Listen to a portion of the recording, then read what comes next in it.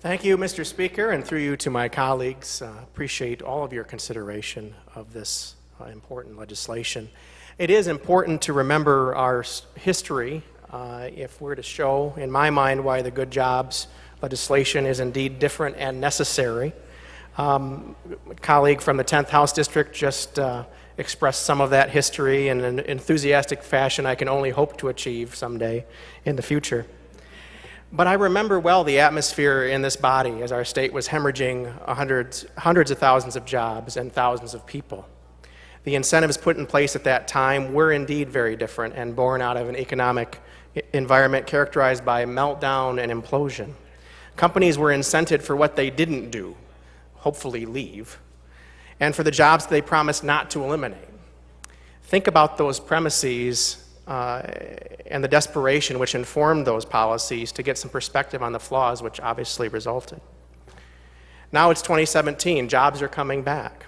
Our concern is moving to having enough workers and housing challenges for all the jobs that our unemployment goes down and people are put to work. Great problems to have, things that we should be optimistic about. Also different from before. Investors, large ones, looking at our state. Whispers of 500,000 job concerns, several thousand job opportunities. To even be thought of, to even be in the running for such projects is a huge change from 10 to 15 years ago. Speak to your local economic developers about how it was for them to pitch Michigan to out-of-state firms. Or my colleague from the 56th District on the private side, on realty and all these factors there. They will tell you what it meant for Michigan to come up then in a conversation and how fruitless those opportunities really were.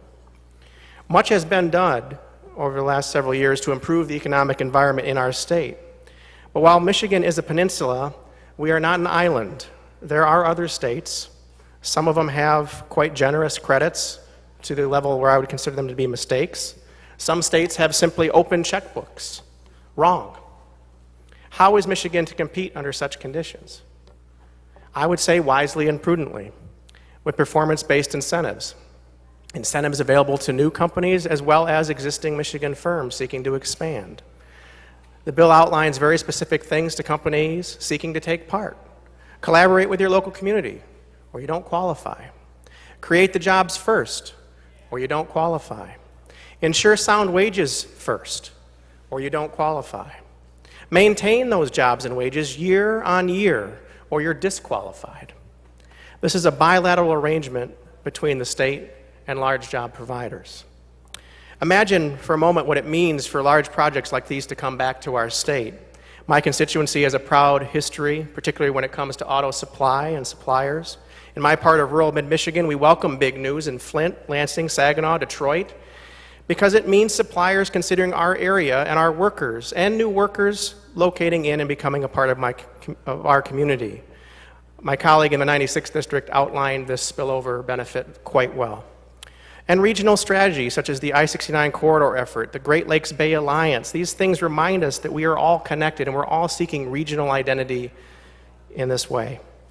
The seeding of a large company is the catalyst, in many cases, which will ripple through a region and an entire state, bringing renewal with it.